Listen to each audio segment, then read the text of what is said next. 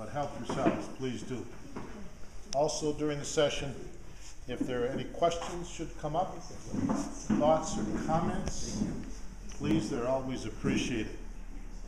Questions, there's no such thing as a dumb one. It cannot be. Yes? Well, who made some of the goods up on the top table?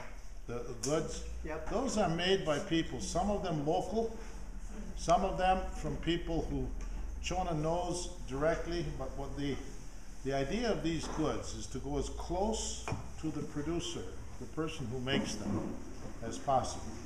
Some of them in Guatemala City, people who come from different parts of the country have gotten to know Chona over the years, and so she'll be going into the city, she'll call them, and then they'll bring things to her before they get into the market so that they get the full price and they don't have to cut it down so the sellers can make something extra, as is necessary in business. But the objects, it all started here by the people weaving. And a couple of interesting things about it. People weaving, and they like to sell some. Sometimes for a little extra help, or face a little extra need, or whatever it might be. And so Chona would purchase from them, always demanding high quality. It's the one thing that she would insist on. But then the price she would pay would be a little bit more. But the object was to get the high quality. One of the interesting things about it, the women wanted to sell huipiles that they wove. Now, a huipil is a complex, difficult thing to weave. And here, these are busy mothers and wives and household managers, and oh my heavens, and they still want to weave a huipil. Well, it's difficult to sell a huipil. First of all, they last forever and a half. And so you're not going to have something that is biodegradable on your hands. It's just plain, you have one, you get one, you have it forever. And so the sales were not really very good. So she asked them to weave napkins or some such thing. They're much more saleable. Well, they would do that a little bit, and then the women would go back, no, we want to repeal. And then they found, after a period of time, talking to several and asking, why, they just kind of snicker or giggle a little and say it, because they're like, I've become convinced that it's the woman's artistic expression and the artistic creativity. And here she is, a very, very busy person, because the mother of a household here not only receives the food to prepare, but she receives the food that her husband and older sons and daughters raise and produce in the field. So she has to process it first. So if you get beans, black beans, they're basically in pods in a net. So she's involved in the threshing and the selection, and then the proper cooking from there and service. And that's the same thing with wild plants that are eaten. The wild plants are just brought in. Well, she has to go through taking which are good, which are not. She has to take the leaves off some. She has to break up stems on others. All of these steps before you even get into the cooking. So she processes. And so even though that need for creative expression is part of it, and so the purchasing of the huipils, and we continue to try and do that. It'll take a woman 2 to 6 months to weave one. And they're just an amazing piece of art. ¿Puedo prestar un huipil, Chona, para enseñar a la gente? Uno que está hecho aquí de unas de las mujeres aquí. Just like to give you an idea. Esto está bueno. Gracias.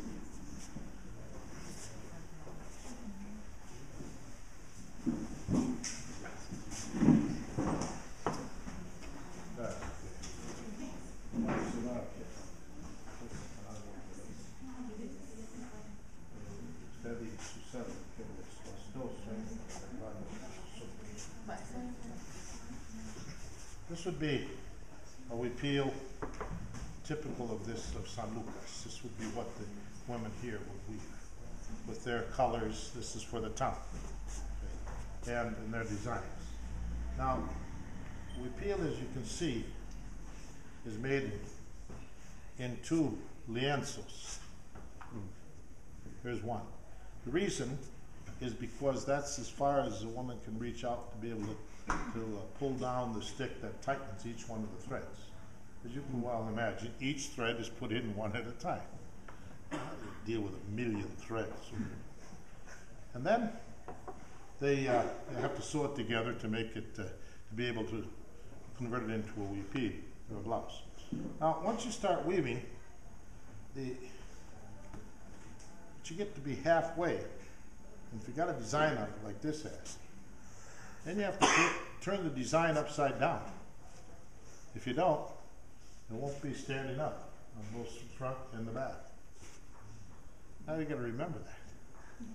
There are no patterns to these things. This all comes from the woman's own creative expression. Like I say, she's going to take her 2 to 6 months to do this. And so after each working with it, she has to weave it, roll it all up on her loom, the hip loom that she uses, put it away, and then remember where she was and start in again. And that you've got to have this side be exactly the same as the other side, so when you sew them together, they match. Now, how do you remember all of that?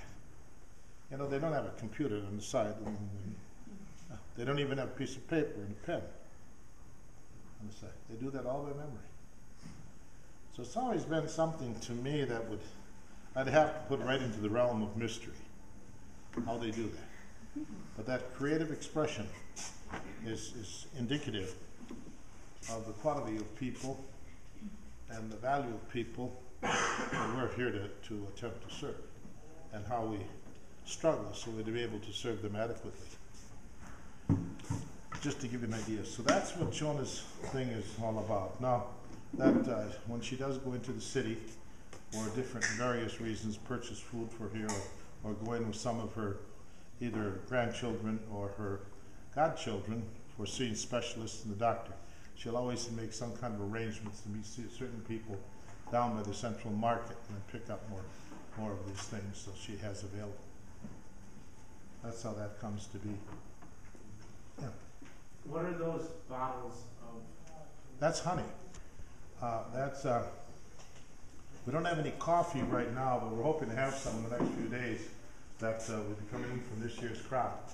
But this honey we produce, the men work on it. There are 2 of them particularly good, Ramon Cos and another fellow named Santiago Jacinto. These are all the African bee now. We used to have the Italian honeybee, domesticated, and we produced all kinds of honey, had hives all over the place. In fact, we were involved with the cooperative up in Chimotenango where it's shipped by 54-gallon drums to Holland. But then when the African bee came in and took over all of the hives, then because it's a wild bee, and so it has to be dealt with very, very carefully. So we can't have the hives near people. And that being the case, there can only limited numbers. And that's why we can't produce the amount of honey we'd like to, simply because we have to wait for the bees to get more used to people and more acclimated to the situation, and then we can slowly but surely expand. But they do produce a lot of honey per bee, you know? And very high quality, you'll notice. Part of that is due to the altitude. We're told, for whatever reason, that bees produce honey up here at 15% water, whereas in most other places at least 17% water. Now why? But that's what we're told by the people who work with our people in the beekeeping. A lot of it's, you know, of course, from the blossoms on honeybees, but also all different kinds. It's dark in color, as you notice, and I remember one time we were out in a place called Pachitulu where we had some of the bees from the Italian domesticated bees, and the honey was black. And I knew that from reading and being told by people, oh, that honey doesn't spoil. So how did this spoil, get all black? Well, there are 3 or 4 of us out there kind of wondering what we're going to do, and we noticed there's a grand old fellow standing off to the side, and he didn't say anything, just watched. Then we came to the point, well, I suppose we'll just have to get rid of it because it's certainly not good for human consumption. He said, I'll take it. Oh, what happened? Well, this is all spoiled. No, he said it's black because the bees got into so many orange and red blossoms. And this year, the Gravilea tree blossomed very heavily. And they are an orange and red blossom. So the bees got so much of the nectar from those, and that's why it's black. So we gave him half. But we kept half too. Jeez. But because he knew, we sure did.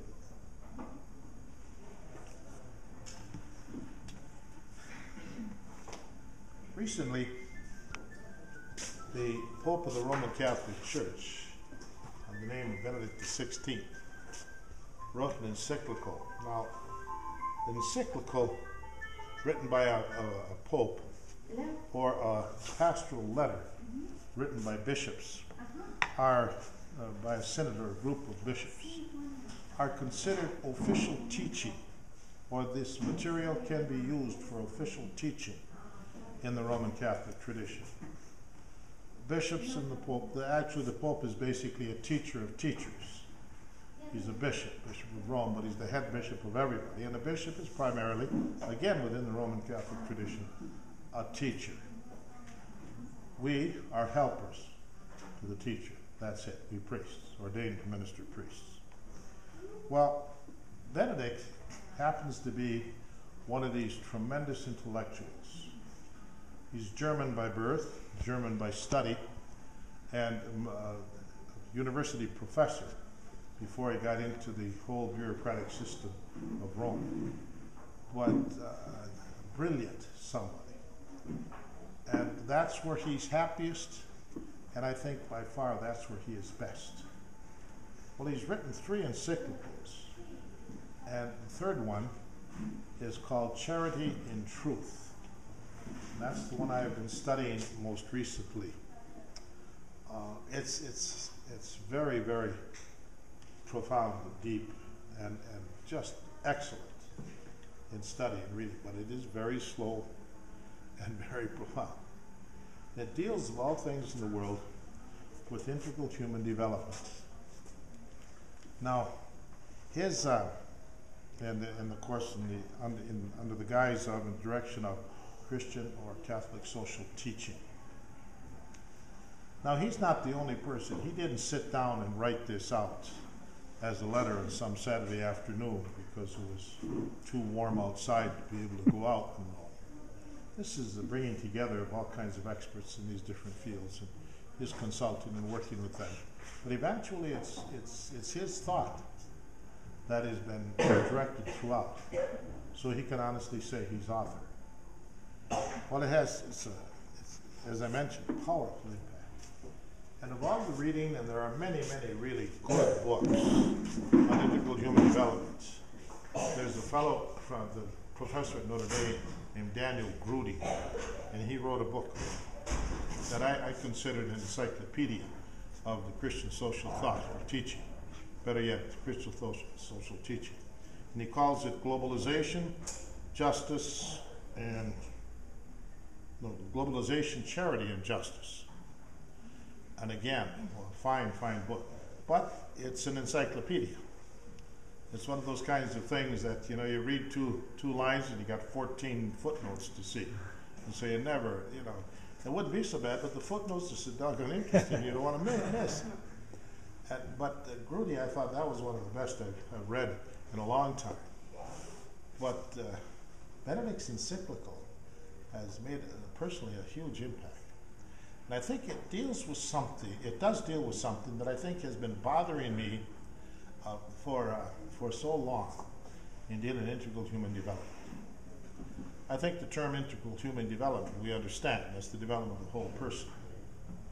Well, there are a couple of things about the process of poverty that are very difficult to deal with, and that are a lot more than finding something to eat and a place to live. Finding some medicine when you need medical care, or a school to go to get your education into. there's the whole person has to grow. Now, Benedict's encyclical deals with this, coming from the sciences of philosophy, theology, and metaphysics. Now, if that doesn't impress you, I'm not going to impress you with anything all afternoon, especially when you talk about metaphysics. And so I was back at the dictionary and into a different encyclopedia looking up words. I was going through that encyclical. But I thought, that what an interesting way to approach integral human development.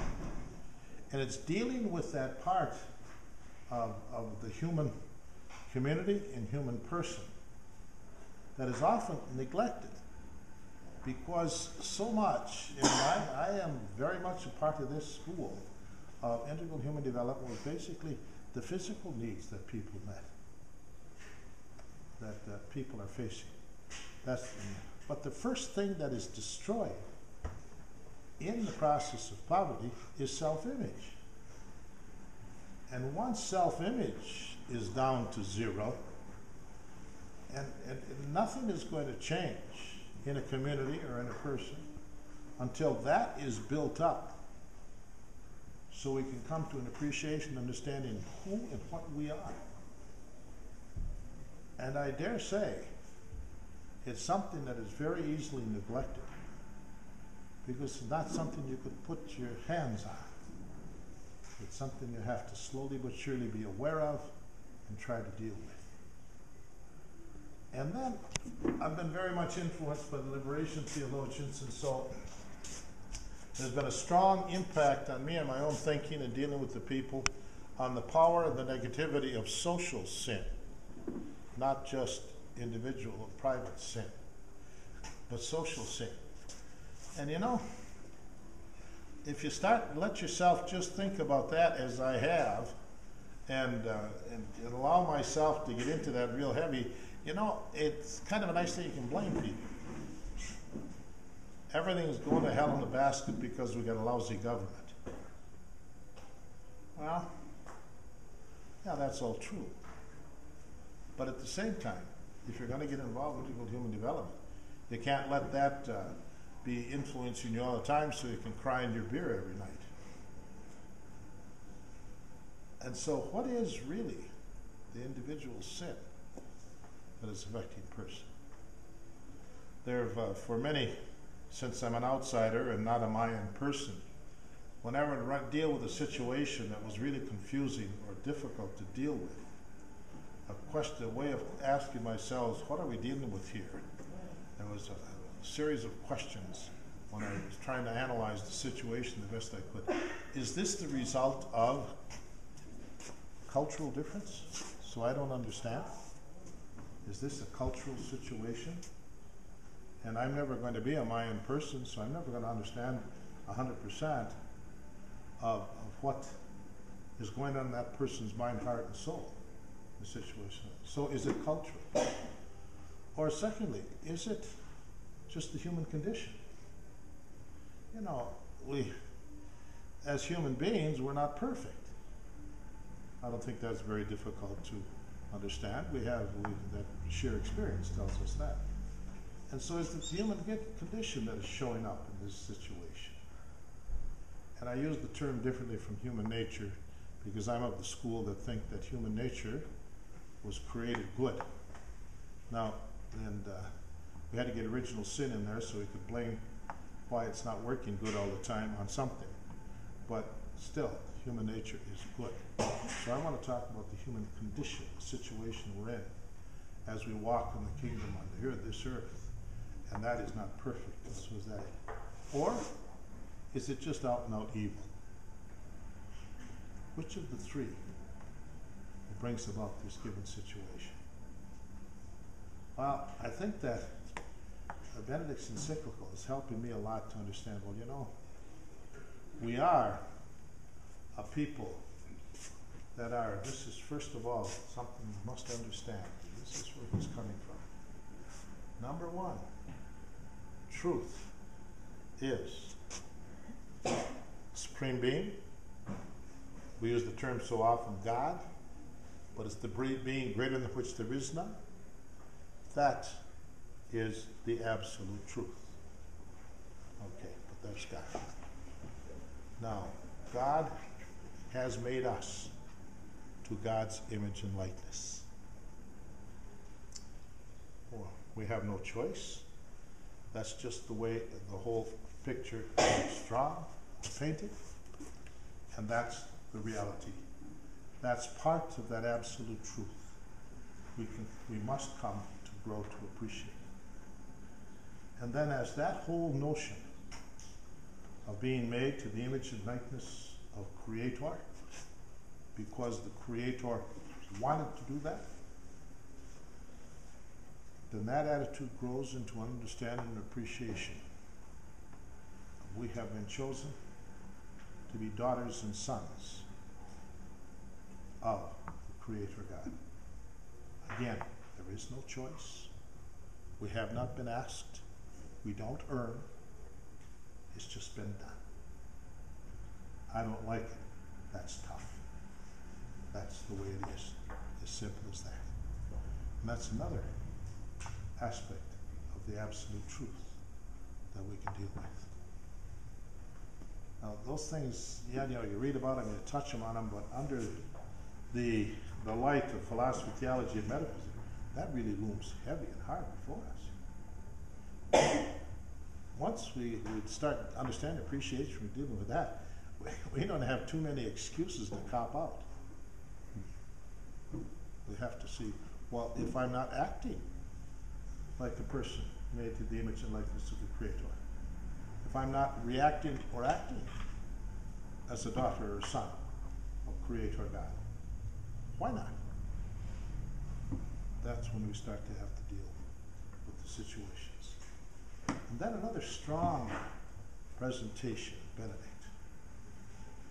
is that charity is good received and given. Everything we have, we've received. He puts it this way. Everything, every aspect of everything is gift. And we've been blessed by that everything gift.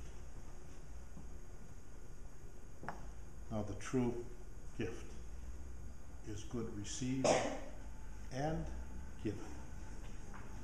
An integral part of good received is the giving. It's the cycle. It's the way it happens to be complete.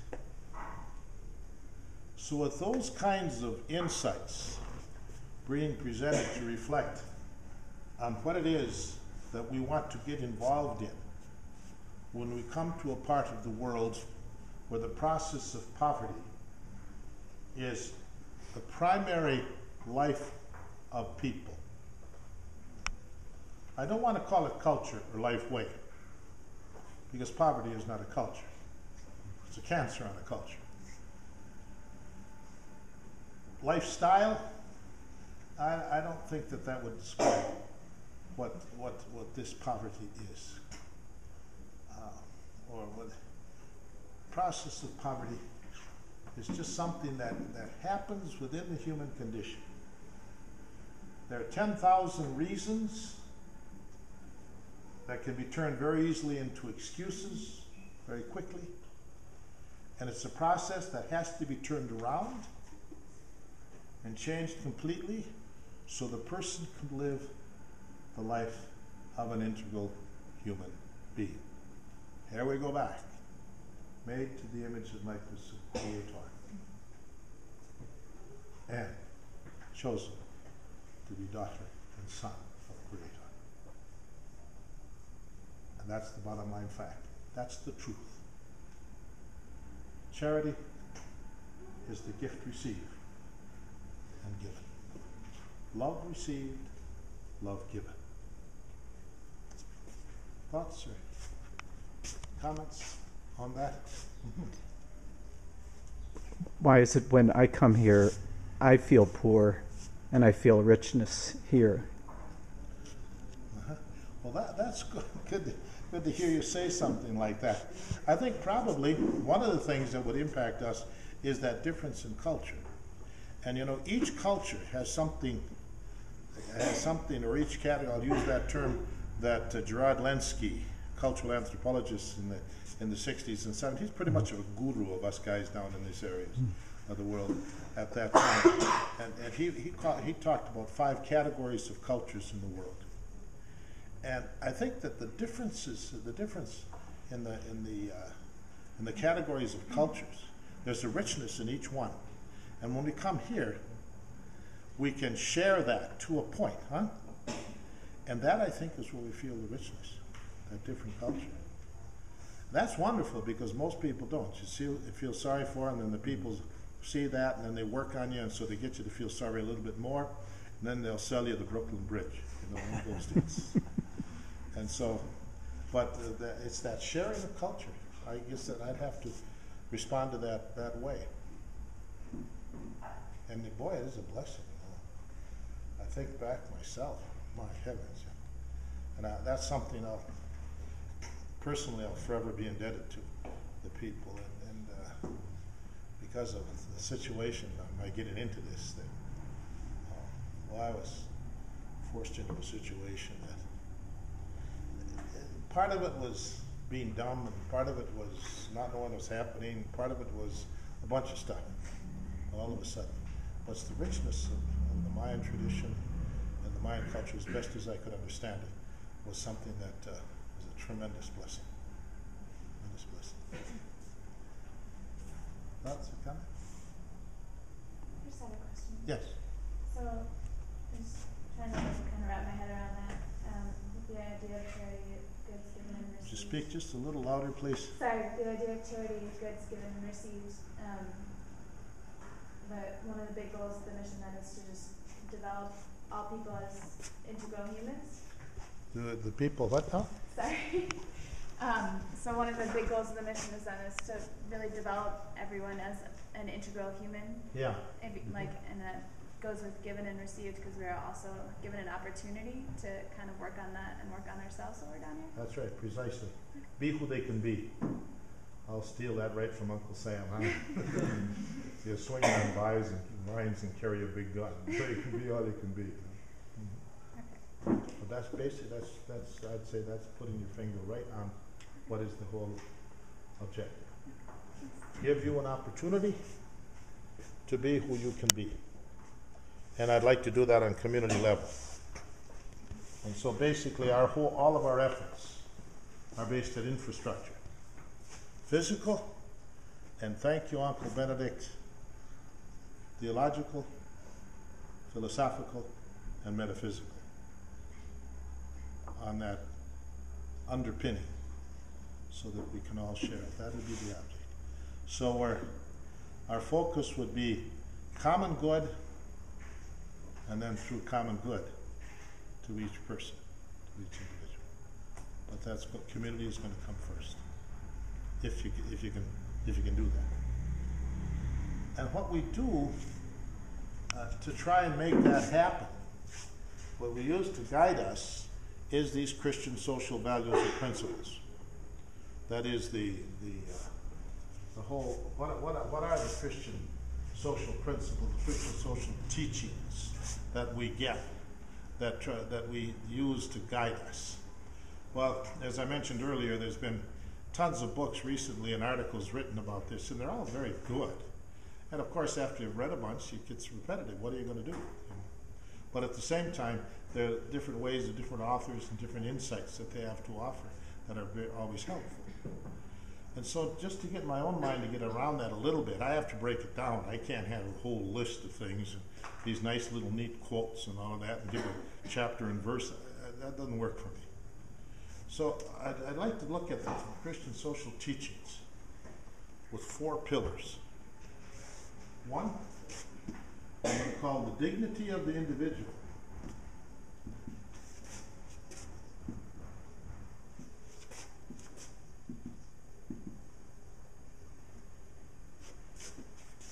That's always going to be a key focus. That goes back right to that thing. Every single person is made to the image and likeness of the Creator. Every single person has been chosen to be daughter, son. Then if you get into St. Paul, and his letter read into the Corinthians, you get into that chapter 12. And then every single person has been given gifts and talents. And they're for the community. And every single gift and talent that is needed to be able to have society and community function fully and properly.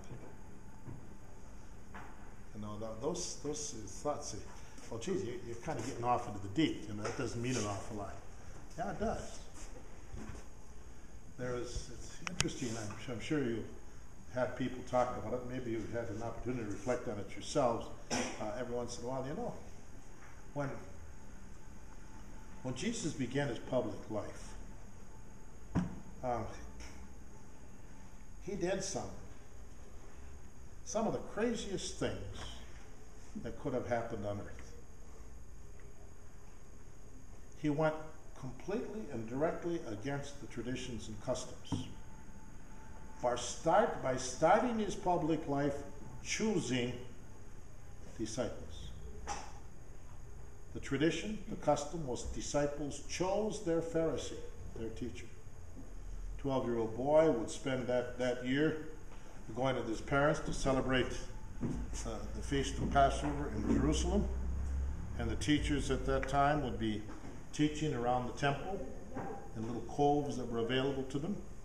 And the young fellows who had done some reading and some preparation at home to a point, the Torah, what we might be able to call, for lack of better terminology, the law, or the Hebrew scriptures, which isn't really good, but was known as the first 5 books of our Old Testament.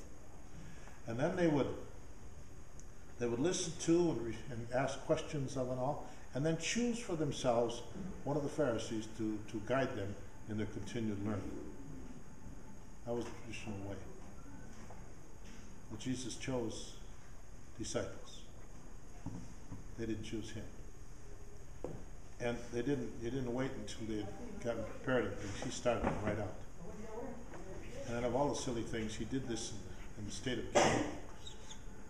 Galilee was the the northern state or department at that time of Israel. It was the area that was not respected. And it was the area where the caravans moved along. And there was so much influence by pagans, so much influence by, and you'd have to say it this way, other cultures, that you couldn't live the pure Jewish culture, and certainly could not live the pure Jewish religion. And so sayings like by Nathaniel, can anything good come from Nazareth? Come on. From Galilee? Can't be the Messiah, for goodness sakes, from Galilee. They don't even know what's going on. That's where he started and spent so much of his time teaching. And then, if you really want to rock the boat, he chose women. He chose women to be part of his disciples. Boy, if that hair didn't stand it on in Jerusalem at that time. And then, to make things even worse, he spent most of his time and effort amongst the marginalized. There's a great little book that's not in print anymore. The major title is Passion for Change. And it's written by a fellow named Charles Ahmad Ali, who is a Pakistani Christian scholar who teaches at Luther Seminary, probably St. Thomas people over at Como on 280. And I've been trying to I had a copy here, borrowed it somewhere, someplace, somehow, and it, of course, when you borrow books, that kind of happens. You kind of forget, and whatever. So my nephew is coming up in February to visit and has a copy, so we're going to do something that's terrible. We're going to simply photocopy it. But I was even Loams over in Stillwater, couldn't find a copy there. So it's hard to come to. But that book called Passion for Change and the curing miracles in Mark's gospel is what he used for an example, the author. And what his basic thesis is, Jesus cured people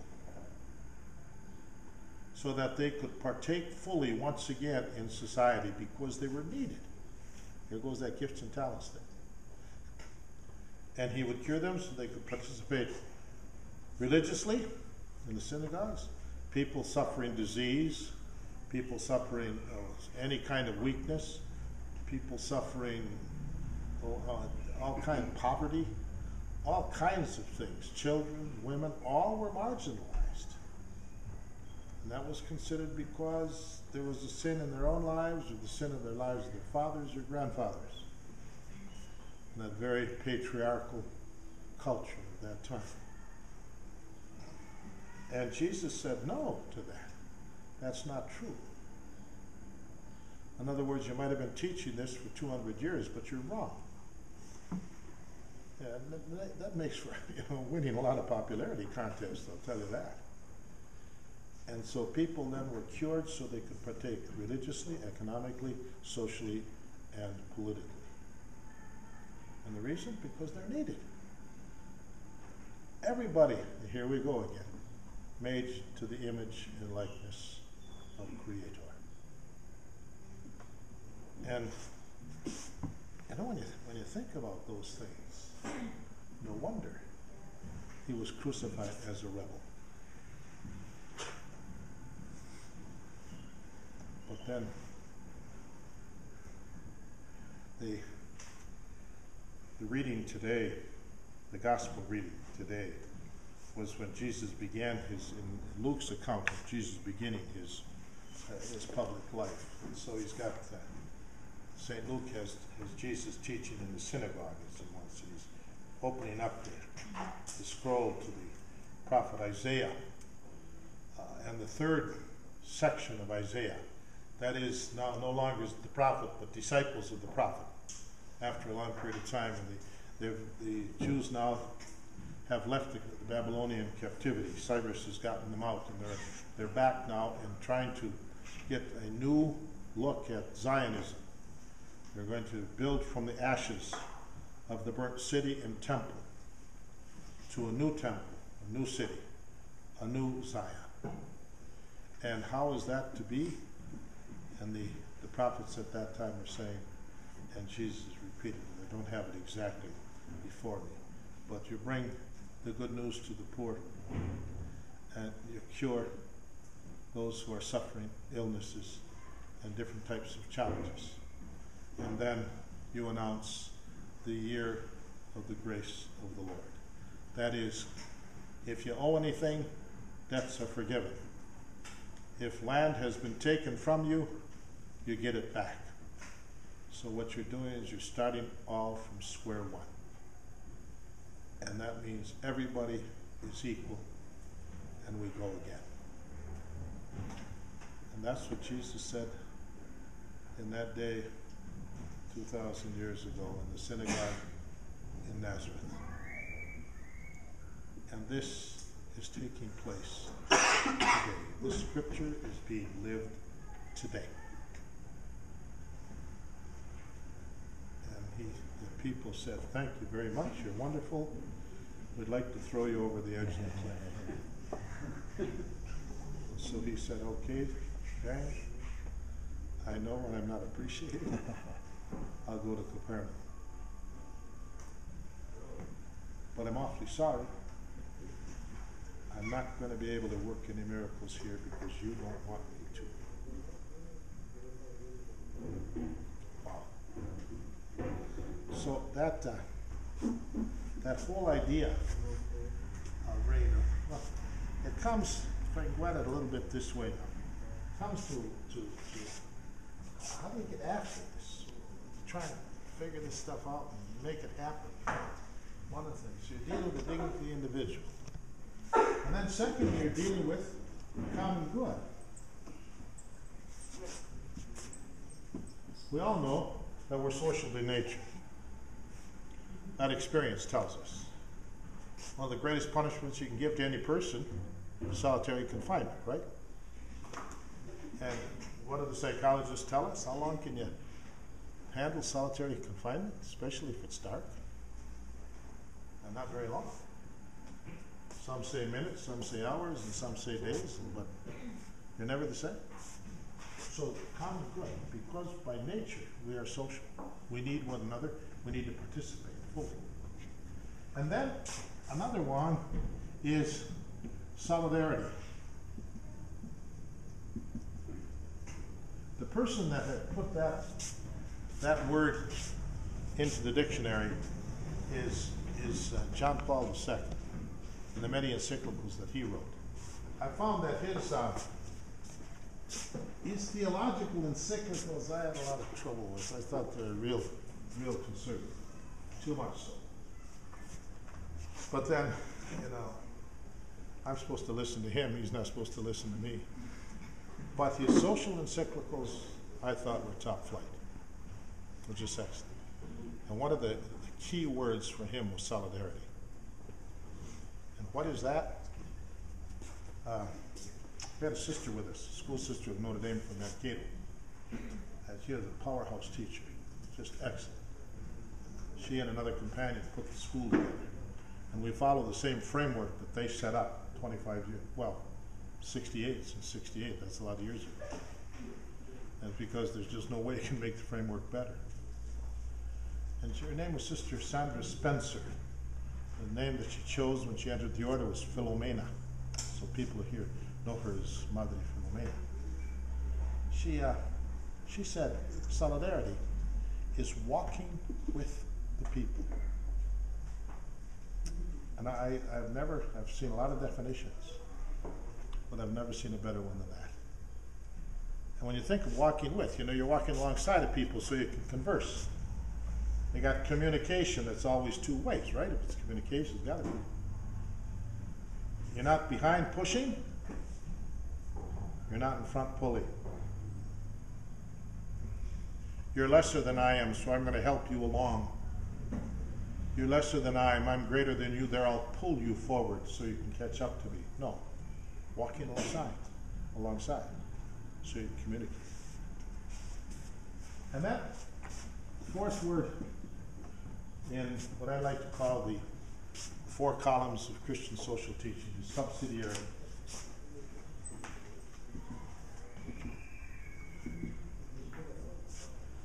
Now that's a damage. That's really new. It's so new it doesn't show up and spell correct on your computer. Try it. I looked it up at least a half a dozen times in Webster because I could never tell for sure if I'm spelling it right or not. But that's it. Subsidiarity. Now what does that mean? That's again one of those. Wow.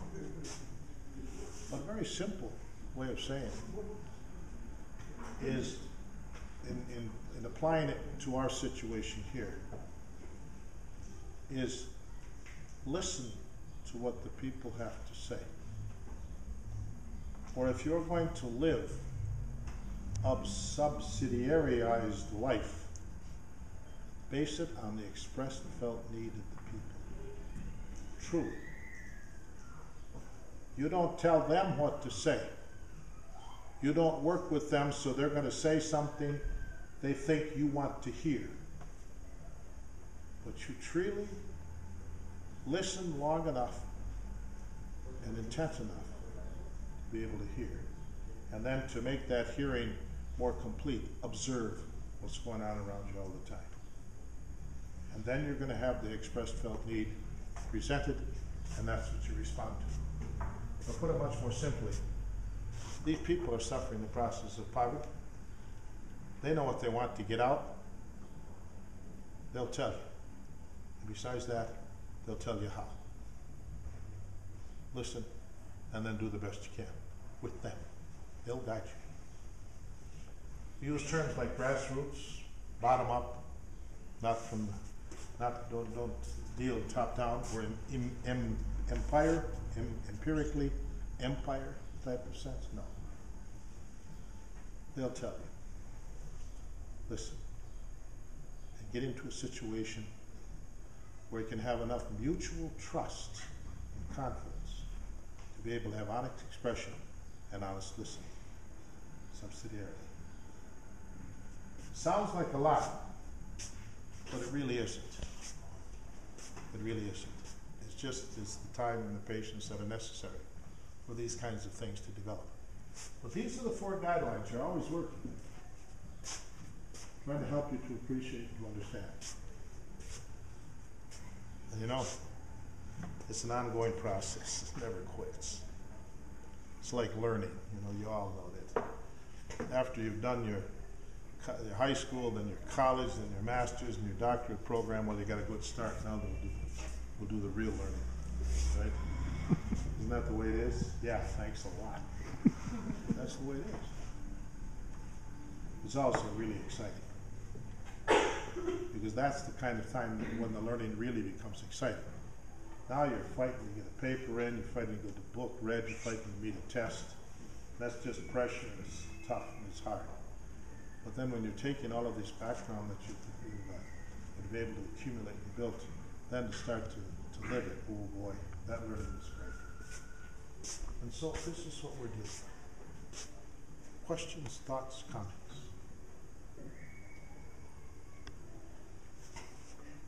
We'll take a couple more points and then we're going to get a bit of a break. So if we can break that down, all these kinds of things I've been trying to talk a little bit about this afternoon and then deal with what we're involved in here and how we got into it. I think that's important, because if you have some value, that's all we can really have to offer for you people that come and want to be with the people and learn from the people. And so it gets to be, you know, how did it affect you, Greg, and how did you affect it, and no, that's the part. And so, but just a part, you see. So what are we trying to do? Well, we're trying to deal with the human rights that we all have. And where do they come from? All the way back to, these are the things we have to have. These are the rights we have to be able to live, to be able to truly be who we must be, to be made to the image, understood and appreciated, to be made to the image and likeness of Creator God. And those rights are usually in the number of 5. You've heard these human rights expressed one way or another in 5 basic. And I'm going to talk about one, we have to have food. If we don't have food, we can't live very long to be the image and likeness of God. 2, we have to have shelter. And if you're living in Minnesota today, especially you need shelter. I called my sister in Lamberton, south or west Minnesota. The whole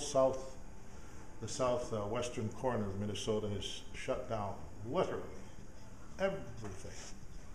Snow, blowing snow, cold. And so shelter. You don't got no shelter, you ain't going to last long. And then 3, health care.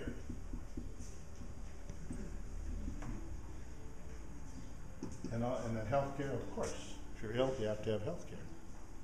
Otherwise you die, and then you can't live to the image and likeness of God. And then 4, education. But education is the development of the mind so it can make critical decisions. Honest critical decisions. In that sense of education. Not you're going to get a master's in such and such so you can get a good job. No. But education in general. So that you can develop your mind. You know, that's one of the attributes of God that we share, being made to the image and likeness, is a mind. And knowing, that is.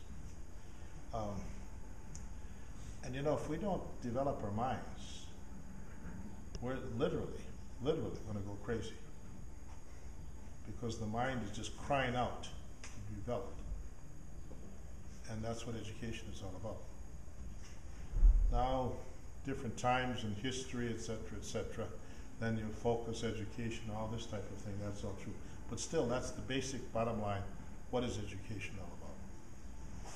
And then 5 is work. Not because if you don't have work, you're not going to eat. No. but because work is the use of the gifts and the talents we each one have received from Creator God, made to Creator God's image and likeness and chosen to be daughters, sons, gifts that we have been given to work with Creator God in the continuation of creation. The person who does a real good piece of work on this is a fellow named E.F. Schumacher, who died before his time. He was an economist, a German economist who left Germany in the time of Hitler, became a British citizen, simply because he was embarrassed what the whole Nazi system was doing. And a brilliant fellow.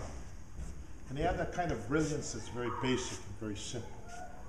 He can break things down and explain very well. And as an economist, you get somebody that is an economist, can break things down and explain well. That you got yourself a handful there, and hang on to it because it's special. He wrote a little book called Small is Beautiful, the subtitle, Economics as if People Mattered. There's a whole chapter on Hindu economics. It's a little hard to read, I thought, but it has some real insights.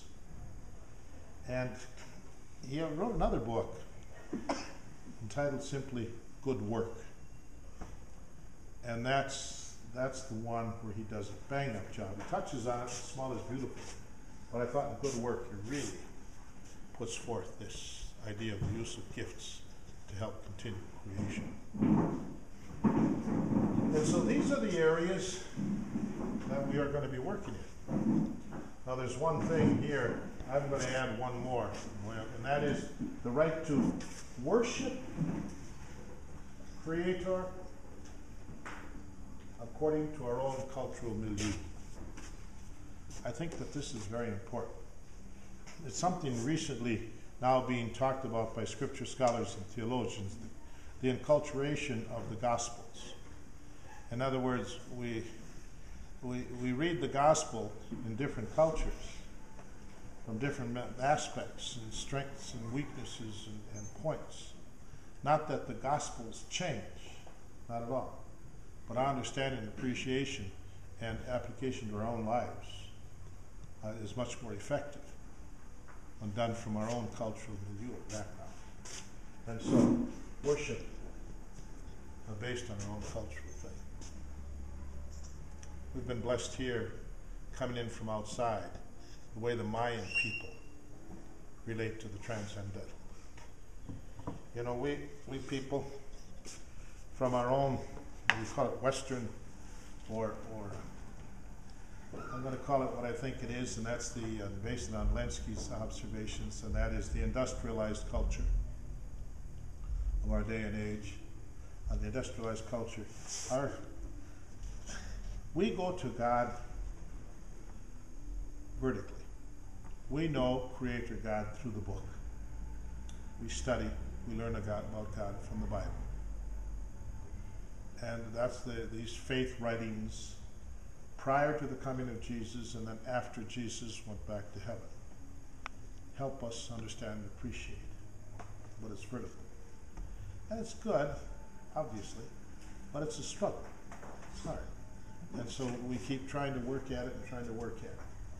And you run into problems.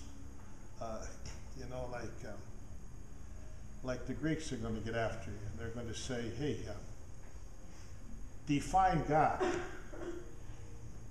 And from the Hebrew Scriptures, we're going to have to say, hey, wait a minute, you can't do that. Because once you define God, you limit. Greater the Creator.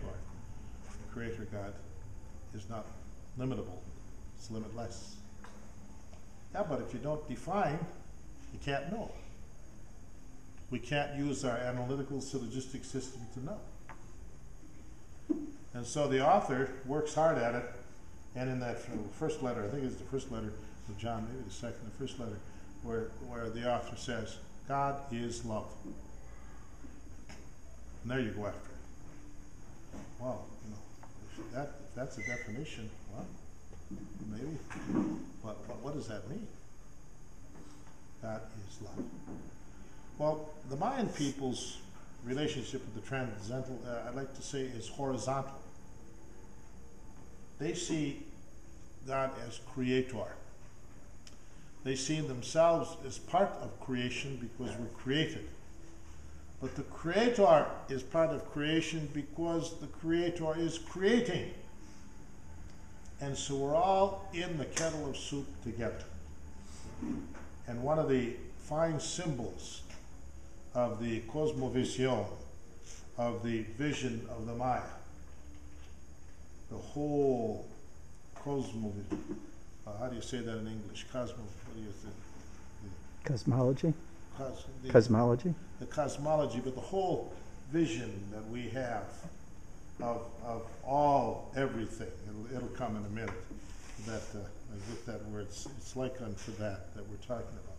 But the Mayan's symbol or figure is the spider web, and so the outside part of the spider web is Creator God that holds it all together, and then we are the people in the little connections inside, and we help hold it all together by having good connections, and those connections are relationships with one another, with community, with the ecosystem, with all the relationships that we live.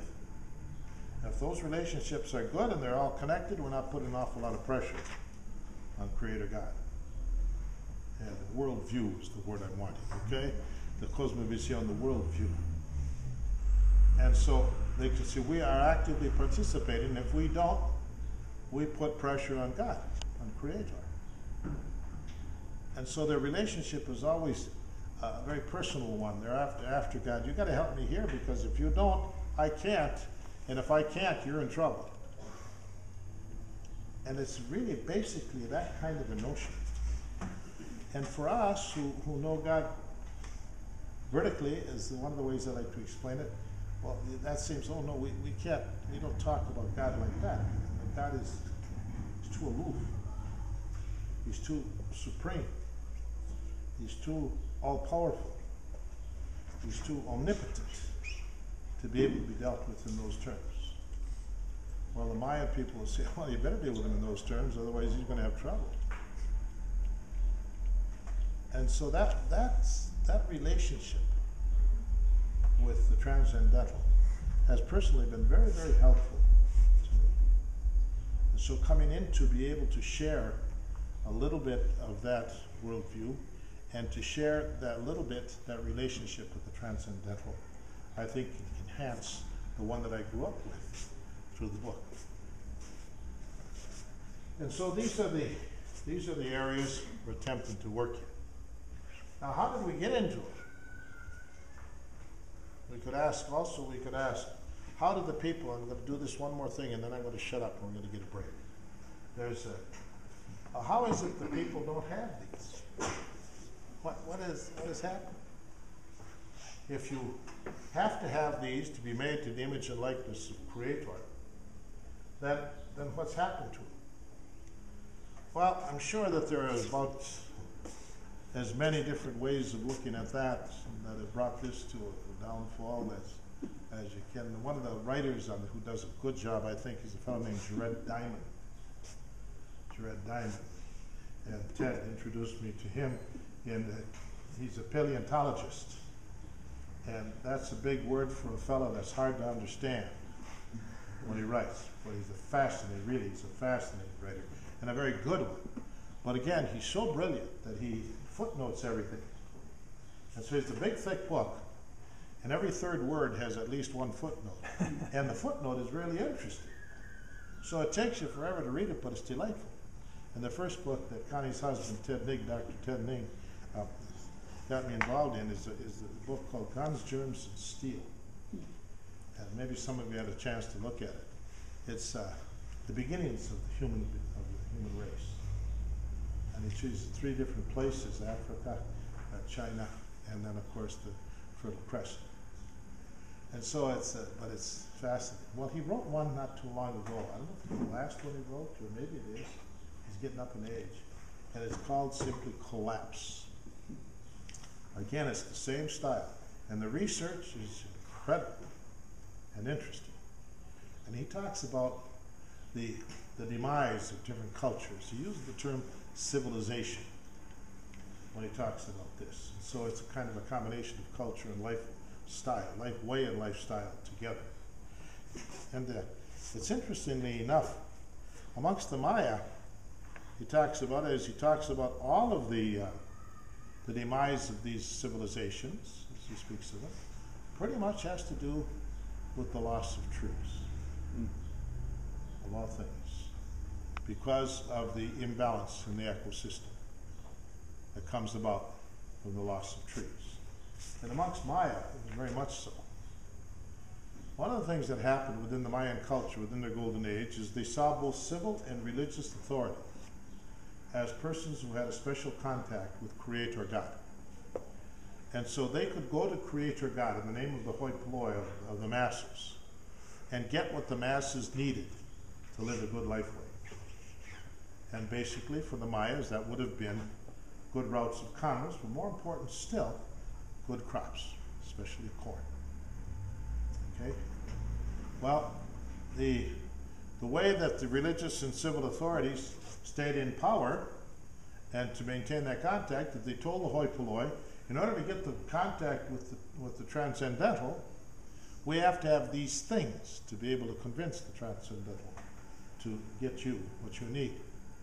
And one of the things they got into building was these magnificent temples.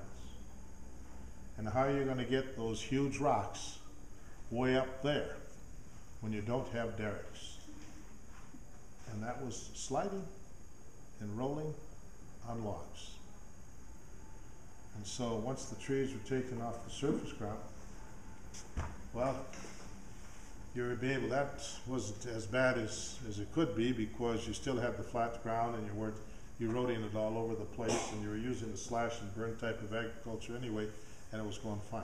But once you started to run short and you had to go up the mountains, then two things were happening. First of all, with the lesser transpiration of waters that trees do, the roots take it out, run it through the trunk, through the leaves, get it up into the atmosphere so it can rain again. They're also causing erosion because there's nothing to hold the soil in place.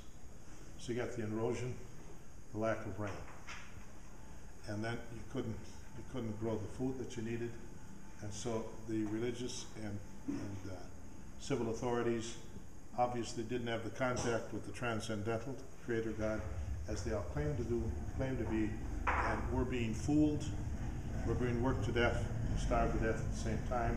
So this kind of leadership is not good, so we kill them. Get rid of them. And then in so doing, that lets the vacuum in leadership. And so, slowly but surely, demise. Well, I don't have any reason why I should doubt that input by Jared Diamond, and maybe there are other things too, I'm sure. But Diamond, being who he is, and his background in studies and his research, has something very definite to offer. Well, when the Mayas were at a terrible demise in their history, is when we moved right into the era of discovery, the age of discovery.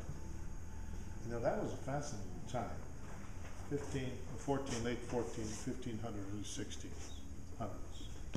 And we had these people that were living on the ocean, in what we call today Europe.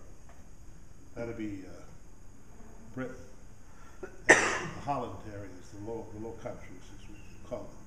Spain, Italy, even Germany and its access to the sea through the rivers. They built empires. They built empires all around the world. And these empires are built in the knowledge that the world is not flat, but round. So if you go in one direction long enough and far enough, you're going to come to your own back door. And so the process of going to show that the world is round. And you're bumping into these land masses. And on these land masses, you've got this strange creature. It looks like a person. It walks like a person. It waves like a person. But that's all. The rest of it is awfully strange. It talks funny. It eats funny things. It dresses funny. It has a funny relationship with the transcendental. And so, it's not civilized. But we know the earth is round, and we're showing that. And we are civilized. So we definitely have to help these people. Now I want to put this in what would be, how else are you going to react? You haven't had an opportunity to express and to learn about all kinds of different cultures in the world. And so when you see something that is different, then it's different from us. We're the norm. we're the paradigm. We're the model. And so anything else is strange. It's uncivilized. After all that Spain wanted from this part of the world that had come loose, gold and silver and that kind of stuff, then all they had left were these large, massive land, pieces of land. Huh. Good stuff. Really good stuff. Thank you. Thanks much. But that's all they had. So they gave it to their friends, the crown. And then they said to their friends, we're giving you these large tracts of land, you're going to have to give us something in return. And so we want you to civilize our new subject. So you receive, you are friends, and we want you then to reach out to these new subjects of ours, and we want you to civilize them so that they can be good subjects. And they, in gratitude for being civilized, will work for you. And so that gave the people now an opportunity to use these large tracts of very fertile land to raise one or all three of the crops that were very marketable in the European market at that time. And they all, each one of the crops did an awful lot of hand labor. And they were cotton, sugarcane, and tobacco.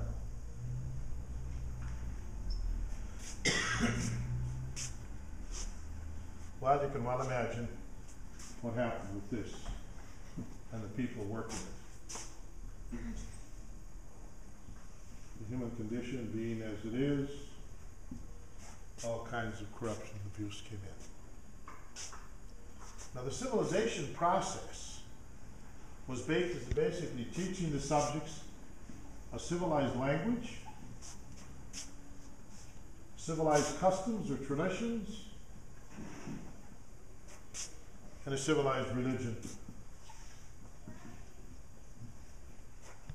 And Spain, being a strong Catholic, Roman Catholic country, sent priests to do this religion stuff, and a lot of it language, a lot of the whole civilization process. Well, one of them, well, there were several who became bishops that objected severely to this. They didn't come with that intention, they came to civilize. But as they came to know the people, they changed. And one of the greats on that was a fellow named, that saw the abuse, Bartolomé de las Casas.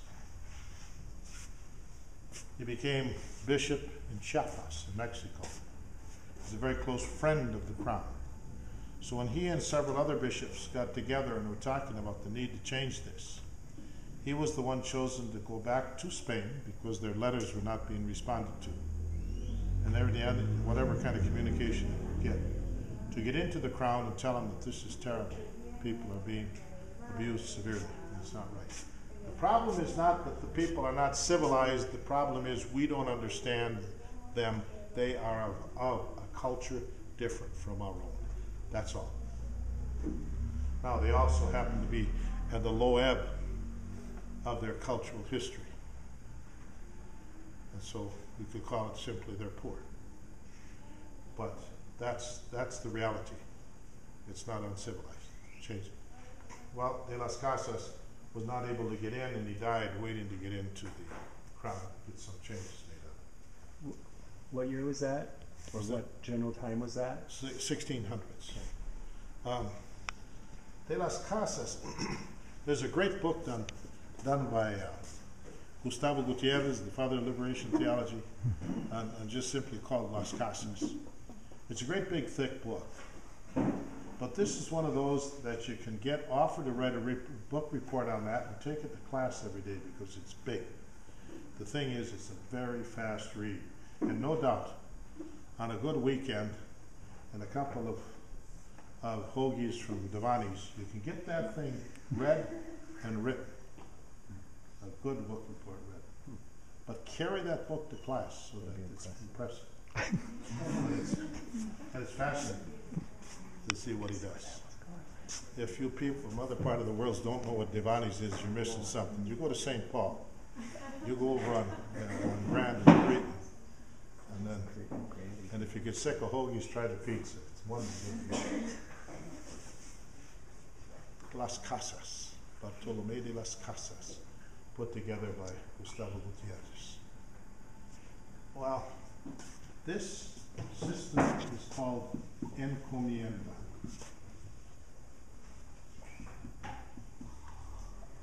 Or recomienda, the most commonly used term, encomienda. Simply a meaning a little difficult to put into English. It's take care of this for me, handle this for me. I've purchased this item at Schunneman's in downtown. Send it on out to 1294 West Minnehaha. That's my encomienda. Would you send out my encomienda? Now, that system, as you can see, is not only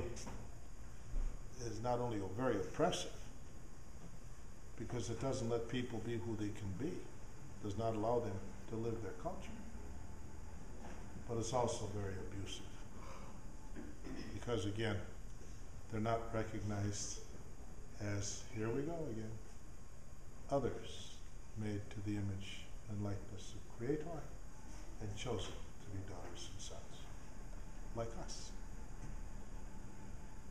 So, if there would be a question or so on this, otherwise let's take a break, say about 15 minutes or so, and then we'll finish up with this. Okay?